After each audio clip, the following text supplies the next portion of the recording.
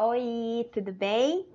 Eu sou a Natália, eu sou professora de biologia há um tempo já, sou mestre em botânica e hoje eu vim aqui participar dessa segunda fase da seleção e conversar um pouquinho com vocês, bater um papo com vocês sobre um assunto muito importante que na verdade eu considero a base, né, para entender a biologia, que é a bioquímica celular.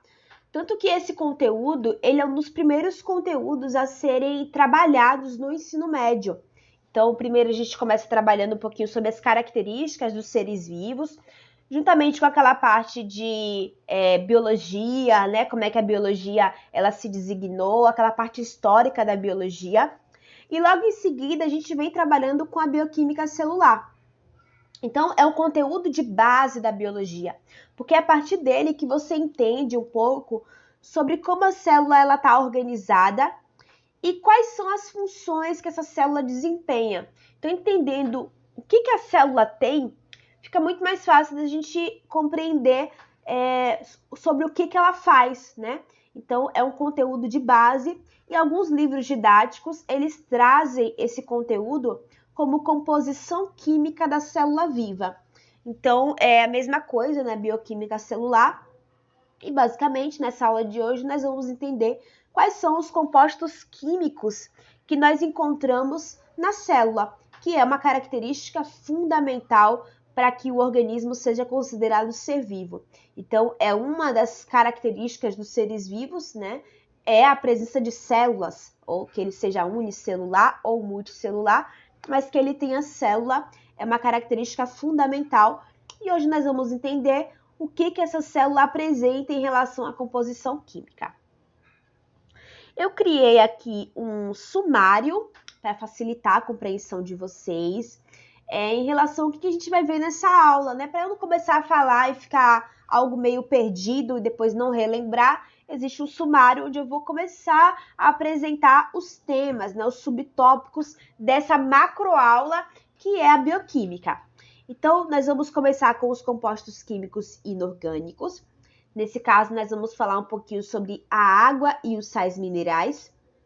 Depois, nós vamos começar a falar sobre os compostos químicos orgânicos. Mas lá na frente eu vou explicar a diferença. Então, nós vamos ter os carboidratos, os lipídios, as proteínas, as vitaminas e os ácidos nucleicos, tá? Para encerrar. Nossa aula vai durar cerca de 40 a 50 minutos, onde eu vou trabalhar os aspectos principais relacionados a o que é cada molécula dessa, né? O que é um carboidrato, o que é um lipídio, qual é a função na célula, né? E basicamente é isso, classificação se houver. Tudo bem? Espero que esteja tudo claro até o momento.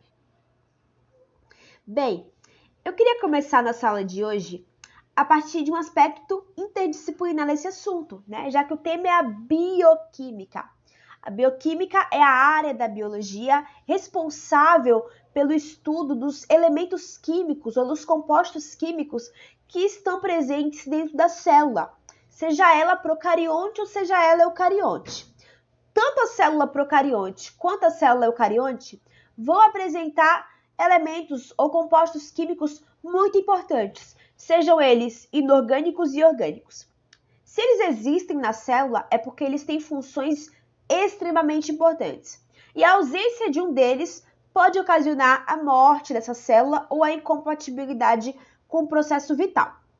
O entendimento da bioquímica, gente, foi muito importante, foi essencial a partir do desenvolvimento da química, principalmente no século 19 e 20. Foi nesse período que surgiu a teoria atômica, que é uma teoria na química, né? Lembra lá daqueles modelos, né? Do Rutherford, do Bohr, para formar a teoria atômica, que explica que os elementos químicos eles são formados por compostos, né? Por estruturas menores chamadas de átomos. A partir da teoria atômica, surgiram, né, a tabela periódica, a organização da tabela periódica. Então, na tabela periódica estão organizados todos os elementos químicos que nós encontramos na natureza e eles estão organizados em relação à estrutura atômica, por exemplo, em relação a outras características desses elementos. E esses elementos, como estão na natureza, eles também vão estar presentes no interior da célula. E nós vamos estudar que elementos químicos são esses e qual a importância deles na célula. Obviamente, na célula, esses elementos químicos, muitas vezes, eles não estão soltos. Eles estão rearranjados uns aos outros por meio de ligações químicas.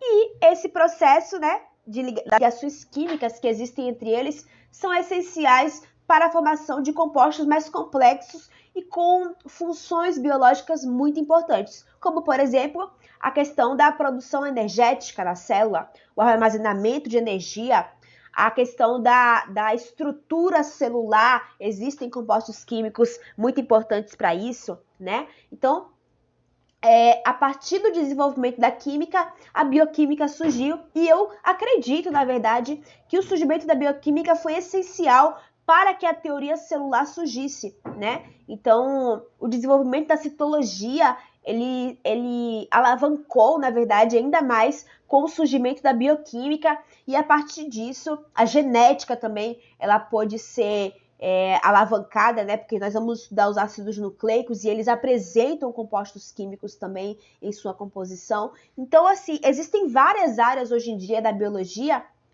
que estudam a bioquímica. Por exemplo, a proteômica, né? Que é uma área, na verdade, da genética que estuda os compostos químicos relacionados à síntese proteica, que é um processo que acontece e é muito importante para a formação do fenótipo dos organismos. Então, a bioquímica foi essencial para o alavancamento da biologia como um todo. Então, percebam que a química e a biologia elas não estão isoladas, são áreas que conversam, né? Na verdade, a biologia conversa com várias áreas, com a química, com a história, porque esses fatos aconteceram em momentos históricos importantes, né, na humanidade e são importantes para entender como o conhecimento caminha, né?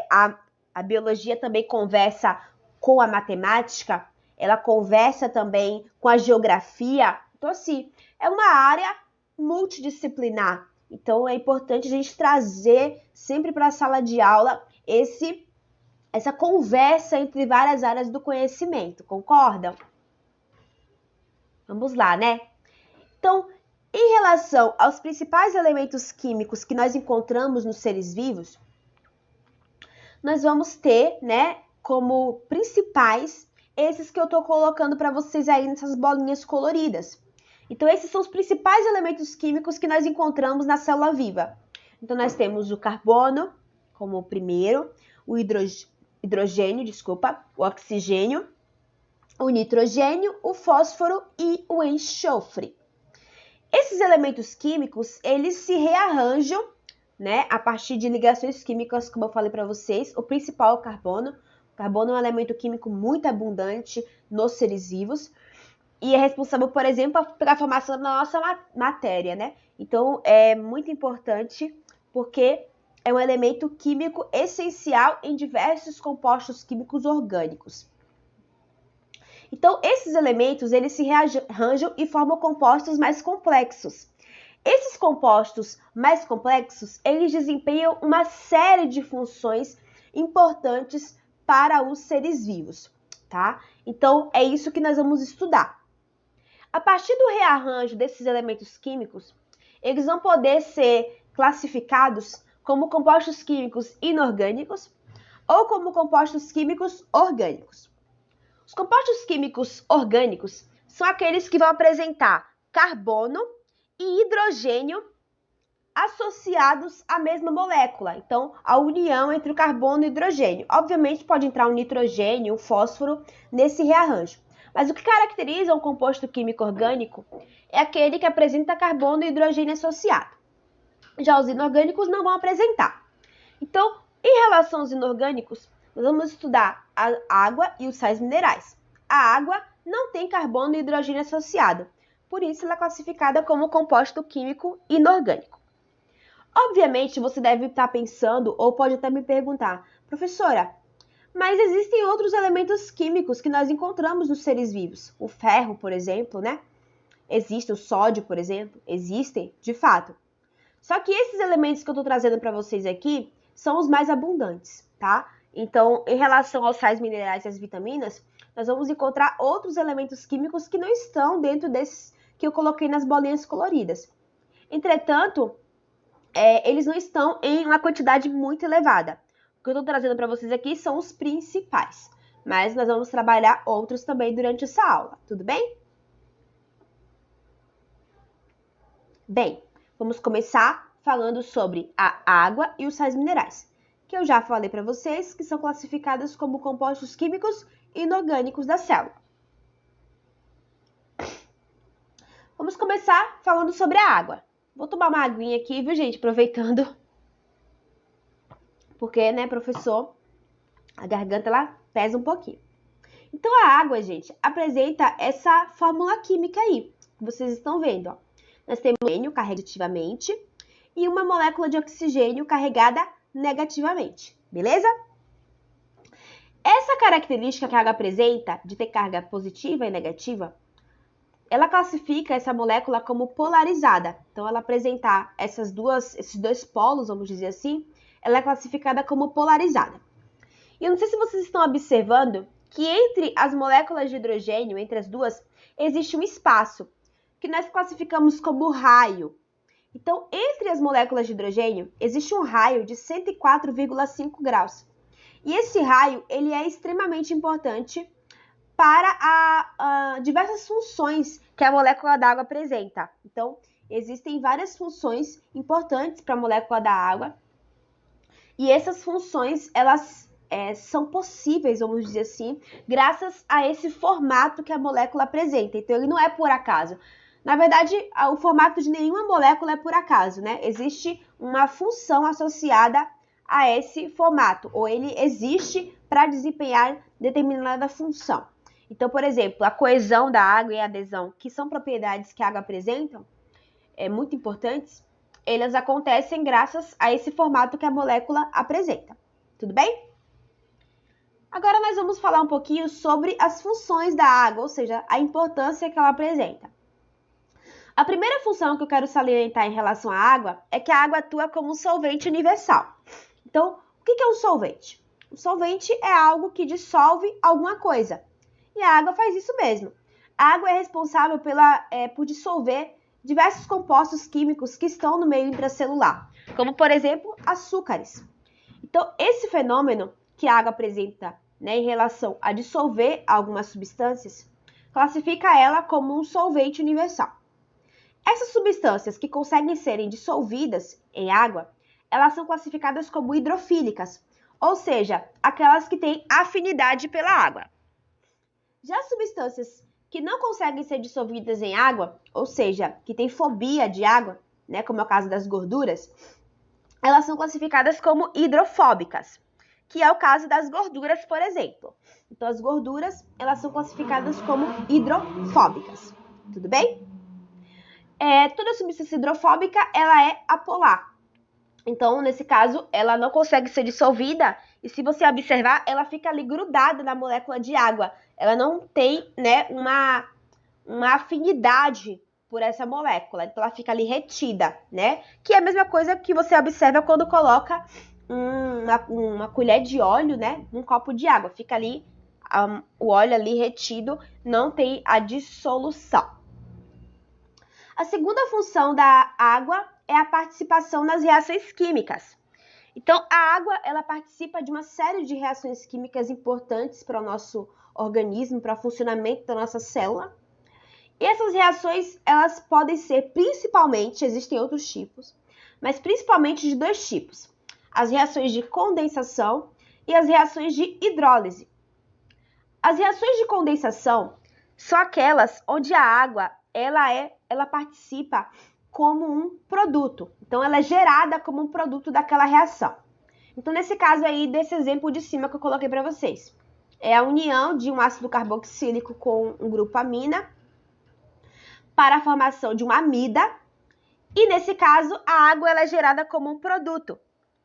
Nesse processo, né, nós classificamos essa reação como uma reação de condensação. Agora, se a água ela não for gerada como um produto, se ela participa da reação como um reagente, Essa reação ela é classificada como hidrólise. Então, quando a água participa da reação como um reagente, essa reação ela é classificada como uma reação de hidrólise, tá? Que nesse caso, né, se a gente olhar a etimologia da palavra, hidrólise significa quebra da água. Então, a água é quebrada para gerar um outro produto. Tudo bem? Acho que ficou claro, né? Bem, uma outra função da água, que está apagado aí por causa da minha câmera, é a água atuar como moderador de temperatura. O que é moderar? Moderar é controlar. Então, a água ela atua no controle de temperatura. Quer ver um exemplo clássico? Eu não sei se vocês já tiveram a oportunidade de ir a algum lugar desértico. Algum lugar que tem um deserto. Então, nos desertos, que é um tipo de bioma, eu não sei se vocês já observaram, mas a temperatura ela tem uma variação muito elevada. Então, ela varia muito. Durante o dia é muito quente, extremamente quente. E durante a noite é muito frio. Por que existe essa variação brusca de temperatura? Pelo fato de haver ausência de água nesses locais. Então, a presença de água ela é muito importante para o controle, né, da temperatura em um determinado limiar. Então, existe uma série de propriedades que a água apresenta, que são essas três que eu vou falar para vocês, que elas são essenciais para que a água atue nessa função, que é o controle da temperatura. Isso é muito importante, porque isso faz com que a célula ela permaneça em um meio de homeostase, ou seja, em um meio de equilíbrio. Então, essa variação brusca ela é muito ruim, porque permitiria, por exemplo, que a célula em um determinado momento congelasse, em um determinado momento a célula entrasse em um estado de vaporização dessa água muito grande. Então, isso aí provocaria uma série de danos ao organismo. Então, quais são as características essenciais que a água apresenta que permite essa moderação da temperatura? A primeira é o elevado calor específico. O que é esse elevado calor específico? Para que a água aumente 1 grau na temperatura, ela precisa de muita energia. Então, isso caracteriza esse elevado calor específico. Uma quantidade de energia muito elevada para que ocorra a variação de 1 grau na temperatura da água. E isso é muito importante. Por quê? Imagina se ela precisasse de pouca energia para variar a temperatura. Qualquer absorção de energia, a água vai variar 2, 3, 4, 5 graus. Isso provocaria, por exemplo, a vaporização muito rápida, né? Muito mais rápida. Então, esse elevado calor específico é muito importante para que a água permaneça sempre um limiar ali de temperatura.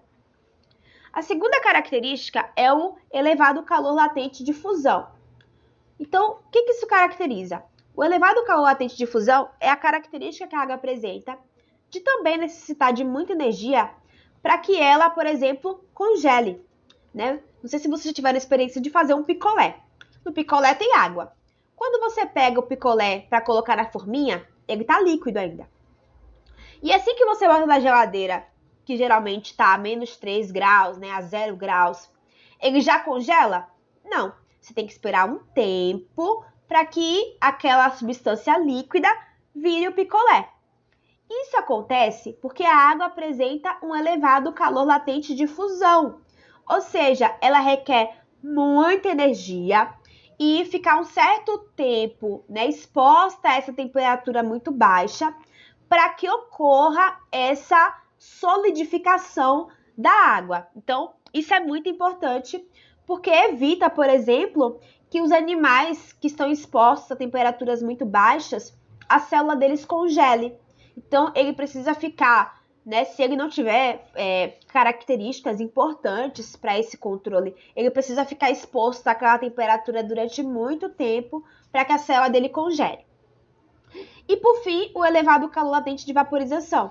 Ou seja, a água tem que ficar exposta a temperatura de 100 graus para que ela seja convertida aos poucos do estado líquido para o estado gasoso. Isso é muito importante, por quê? Porque se a temperatura do ambiente estiver muito alta, a água que está dentro da minha célula, ela não vai entrar em estado de vapor rapidamente, né?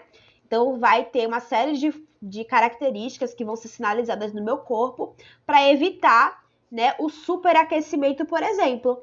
Então, Essa característica é muito importante para evitar o superaquecimento dos organismos. Uma outra característica que a água apresenta são as propriedades de coesão e adesão. A coesão é a característica que a molécula de água tem de ficar unidas, na verdade, umas às outras. Então, as moléculas de água elas sempre estão unidas umas às outras, elas não estão soltas. E essa propriedade, ela acontece nessa união entre as moléculas de água devido àquele raio que eu falei para vocês de 104,5 graus que a molécula d'água apresenta. A segunda propriedade é a adesão. A adesão é uma propriedade que a molécula da água que está coesa tem de subir, né, de ascender ou de ser transportada, vamos dizer assim, por determinados vasos muito finos, como é o que acontece, por exemplo, nas árvores. Eu não sei se vocês sabem, mas as árvores, elas apresentam, né, no caso, por exemplo, das angiospermas, que são árvores de grande porte, as gimnospermas também têm, e as pteridófitas também, elas apresentam um vaso que é responsável pela condução da água. Esse vaso que a planta tem dentro dela é chamado de xilema. O xilema é o vaso que é responsável pela condução da água e dos sais minerais. Isso da raiz, onde a planta absorve essa água, até o topo, né, da árvore. Vou dar um exemplo para a angiosperma, tá? Então, essa propriedade, essa capacidade, essa função de ser transportada por um processo que nós chamamos de capilaridade, ele acontece porque a água ela tem essa propriedade de adesão. Então, a molécula da água ela se adere às muito finos, e aí ela consegue, né, ser transportada até o eixo apical da planta. Então, essa característica, essa função, ela acontece graças à propriedade da adesão que a água apresenta. Tudo bem? Bem, agora vamos falar rapidamente sobre a importância e quem são os sais minerais. São também compostos químicos inorgânicos, assim como a água, e eles são fundamentais para o funcionamento da célula, né? Eles são compostos químicos, geralmente, que nós obtemos a partir da dieta, da alimentação, ou no caso das plantas, por um processo nutricional, e eles têm diversas funções. Eu vou salientar dois aqui para vocês, na verdade três, né? 3 sais minerais, e para vocês terem noção sobre o funcionamento, mas cada um tem uma função. Só que como o tempo é mais curto, não tem necessidade também de eu falar sobre todos os sais minerais e a função de todos eles. Mas, por exemplo, o cálcio é um sal mineral que você obtém a partir da alimentação de alimentos de coloração verde escura, como é o caso da couve, por exemplo, e ele participa de diversas reações de coagulação sanguínea e também da contração do músculo, que é um evento muito importante, por exemplo, na condução de sangue, né, a contração muscular ou na movimentação dos organismos. O sódio e o potássio. O sódio você obtém na alimentação também, o potássio também. É muito importante na sinapse, que é a comunicação que existe entre neurônios. Então, o sal mineral são esses elementos químicos inorgânicos essenciais para o funcionamento da célula. A partir de agora, nós vamos entrar na parte dos compostos químicos orgânicos. Então, vamos começar a falar sobre os carboidratos, tudo bem? Lembrando, o que são os compostos químicos orgânicos? São aqueles que apresentam, na sua fórmula química, carbono e o hidrogênio associado. Bem, os carboidratos eles são conhecidos com outros nomes. Eles são conhecidos como glicídios, açúcares e também como hidratos de carbono. Então, eles têm diversas funções. Eles têm função energética, no caso, por exemplo, dos diversos açúcares que nós ingerimos na nossa dieta, como é o caso, por exemplo, da sacarose, que é o açúcar que você adoça, o suco, o café. Mas os carboidratos, principalmente os mais complexos, como é o caso da celulose, eles têm função estrutural.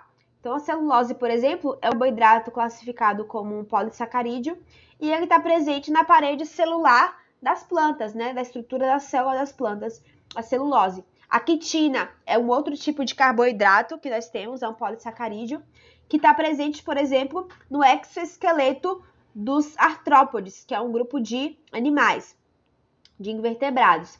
Então, o exoesqueleto deles, o esqueleto externo, é formado por esse carboidrato, a quitina. A parede celular dos fungos também tem quitina na sua estrutura.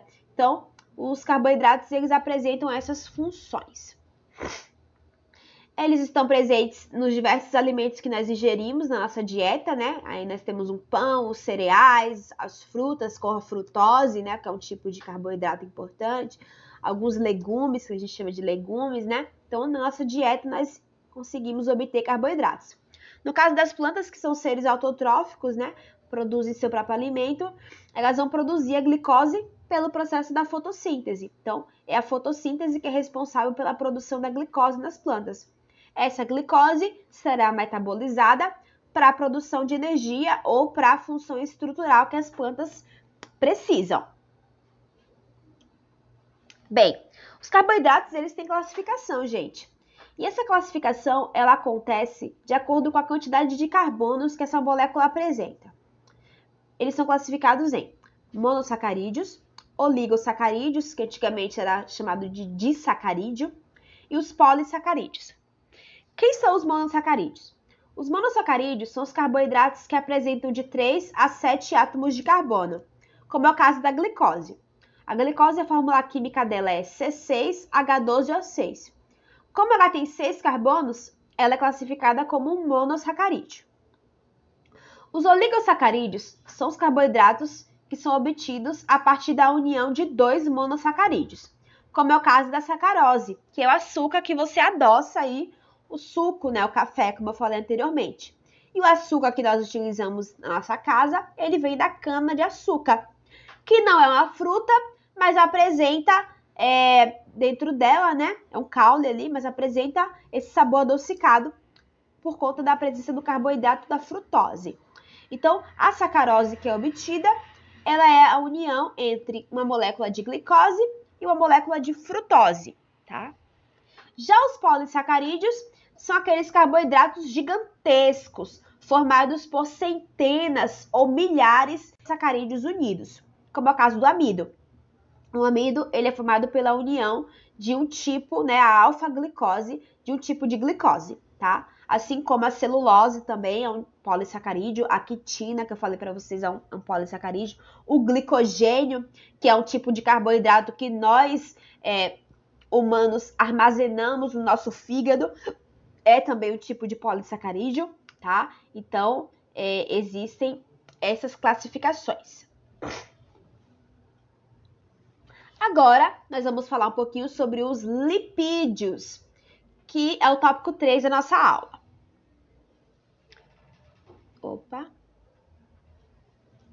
Bem, os lipídios são substâncias orgânicas que são insolúveis em água. Os carboidratos, eu não salientei, mas os carboidratos, eles são solúveis em água. Eles têm essa capacidade de serem polares. Já os lipídios, eles são apolares. E essa característica deles serem apolares ocasiona a insolubilidade em água. Eles não se dissolvem em água. Portanto, como vocês já devem lembrar, eles são classificados como hidrofóbicos. Então, são moléculas hidrofóbicas. Os lipídios, assim como os carboidratos, apresentam também a sua classificação. A função dos lipídios são das mais diversas possíveis, principalmente em relação ao tipo de lipídio, mas eles são também, têm a função de ter reserva energética e também atuam na função estrutural das células. Então, a principal é a reserva energética de longa duração, mas a estrutura da célula eles participam também. O primeiro tipo de lipídio que eu quero salientar para vocês são os glicerídeos. Os glicerídeos são tipos de lipídio formado pela associação de um ácido graxo, que tem como característica esse formato da molécula, associado a um álcool, que é aquele que apresenta o grupo hidroxila, que é esse OH no final, né? Que é o glicerol. O glicerol é um tipo de álcool associado ao ácido graxo, que é a molécula que tem o grupo carboxila como principal estrutura molecular. Quando o ácido graxo se une ao glicerol, que é um tipo de álcool, temos a formação desse tipo de lipídio chamado de glicerídeo. O glicerídeo é um lipídio de função energética na célula, tá? Então, ele é utilizado como fonte energética para os seres vivos. Uma curiosidade dos glicerídeos que eu vim trazer para vocês é em relação à margarina. Não sei se vocês já comeram margarina, né? Eu já comi muita margarina na minha vida. Mas a margarina é um tipo de produto de fabricação industrial que, se você olhar no rótulo, você vai ver que ela é fabricada a partir de um óleo vegetal, diferente da manteiga, que é feita a partir do leite, ou seja, a manteiga tem origem animal. Já a margarina, ela é a partir de uma origem vegetal. Se você olhar no rótulo da margarina, seja lá qual marca ela for, vai estar lá escrito fabricada a partir de óleo vegetal, de milho, geralmente é milho, hidrogenado, pode ser de soja também, tá? A partir de óleo vegetal hidrogenado. Como é que a indústria consegue pegar um óleo que tem aspecto líquido e transformar ele no estado sólido? Como é que faz isso?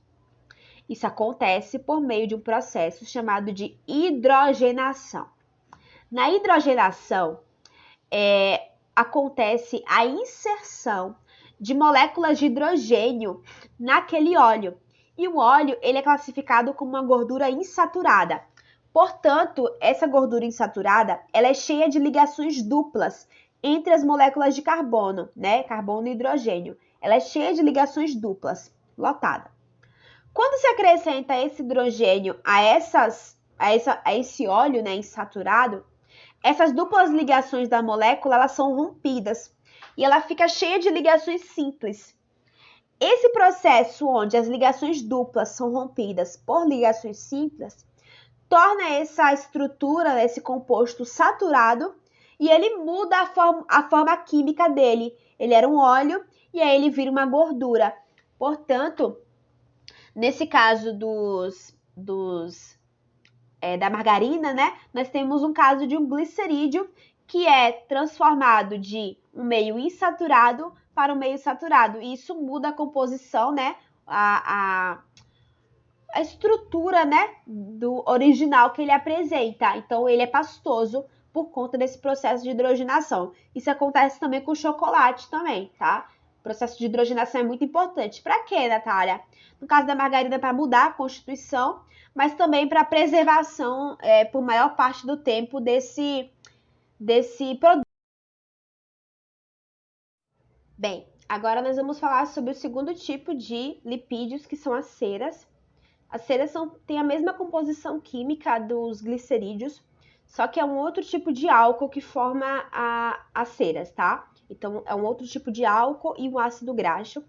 As ceras, elas são muito importantes porque estão presentes em uma série de constituições químicas na natureza, como, por exemplo, no mesofilo das folhas, né?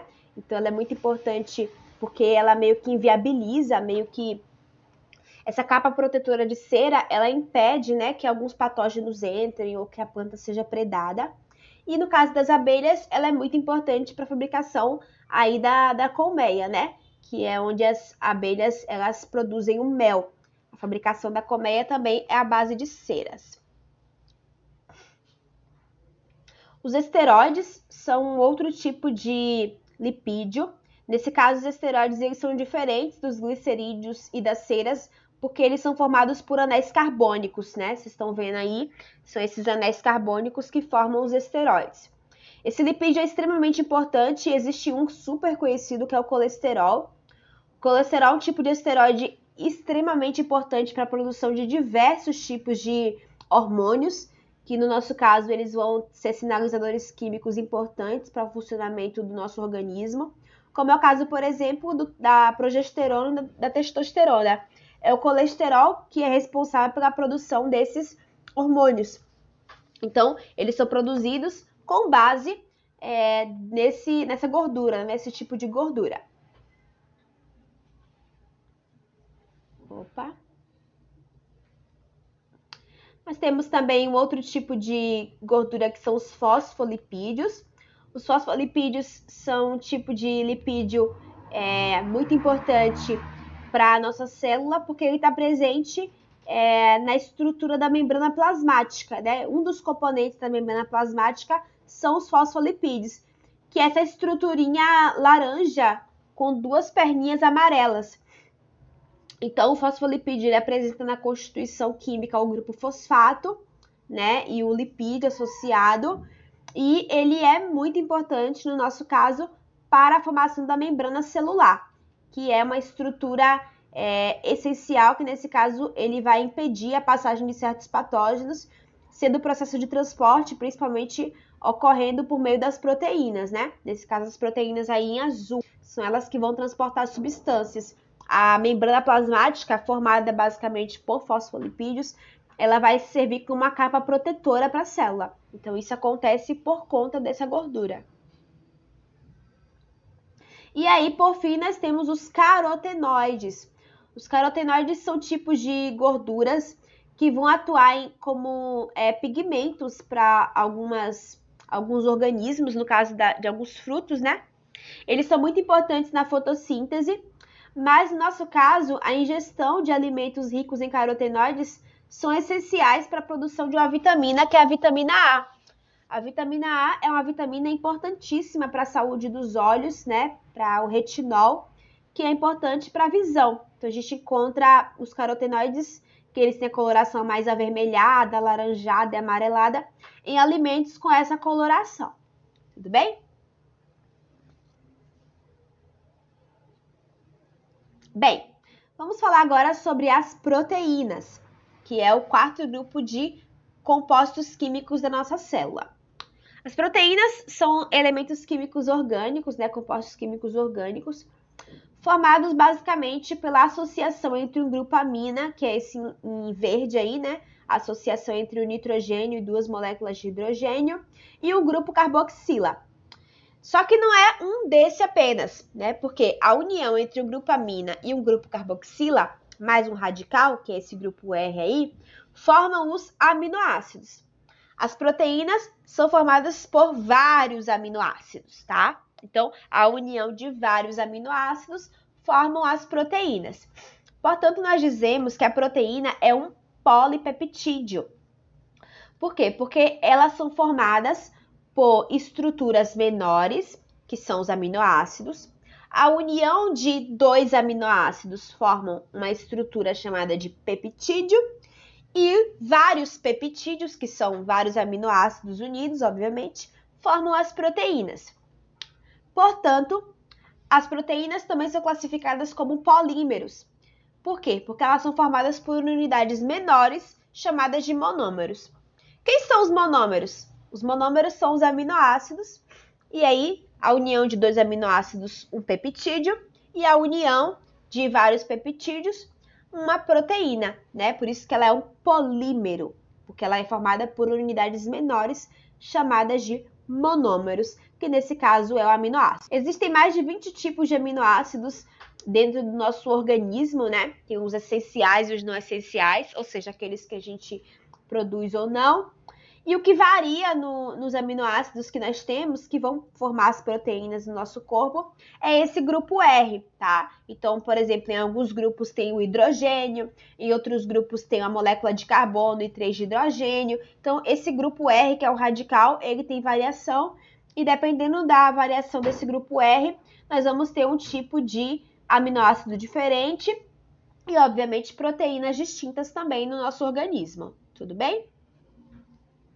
O que une os aminoácidos para formar o peptídeo é um tipo de ligação química chamada de ligação peptídica.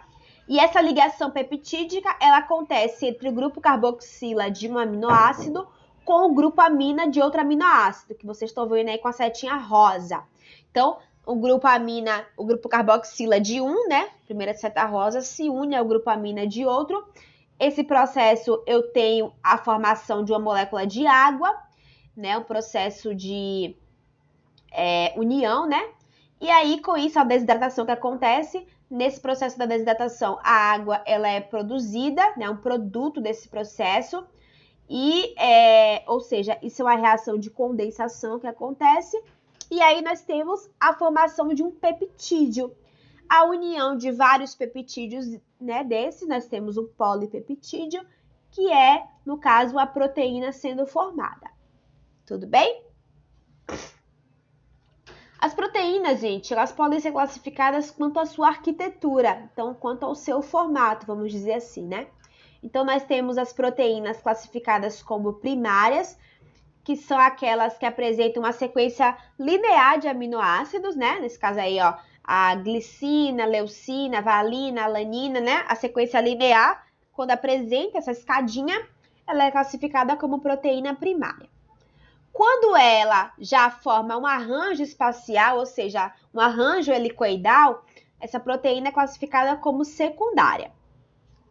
Quando esse arranjo espacial ele dobra sobre ele mesmo, ou seja, ocorre o enovelamento desse arranjo espacial, a proteína é classificada como terciária.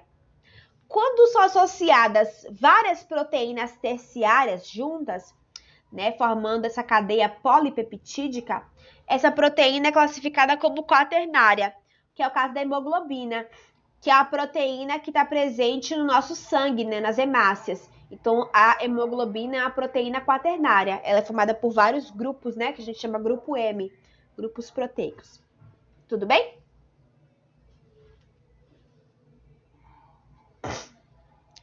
Existe um processo que acontece nas proteínas que é chamado de desnaturação. A desnaturação é um processo onde as proteínas elas perdem o seu formato original, elas perdem esse rearranjo que eu falei para vocês, que seja ela de estrutura terciária, quaternária, primária ou secundária. Quais são os fatores que provocam a mudança no formato das proteínas, né? Ou seja, elas perdem o formato original.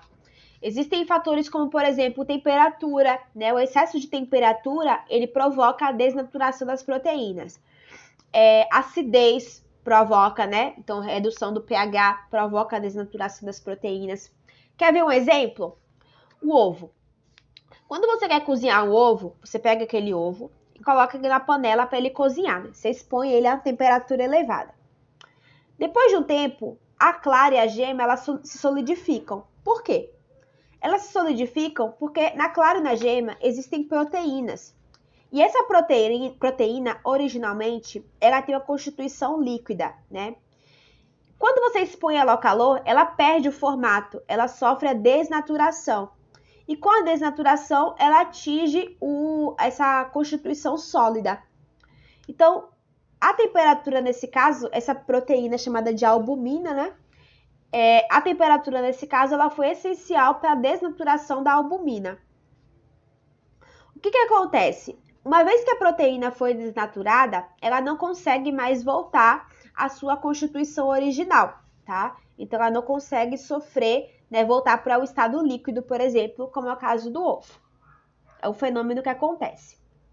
Em relação à função, as proteínas elas são muito importantes na questão estrutural das nossas células, mas existe um grupo de proteínas que são chamadas de enzimas, que elas são classificadas como catalisadores biológicos. Ou seja, o que é um catalisador? É uma substância que acelera o processo.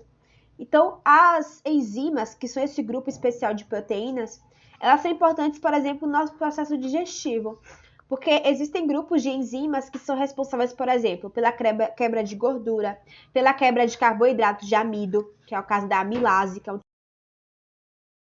Bem, agora nós vamos falar um pouquinho sobre as vitaminas.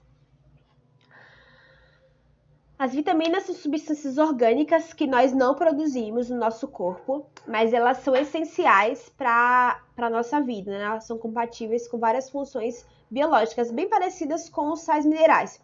Só que os sais minerais são inorgânicos e as vitaminas são orgânicas. As vitaminas elas são classificadas como hidrossolúveis ou lipossolúveis, tá?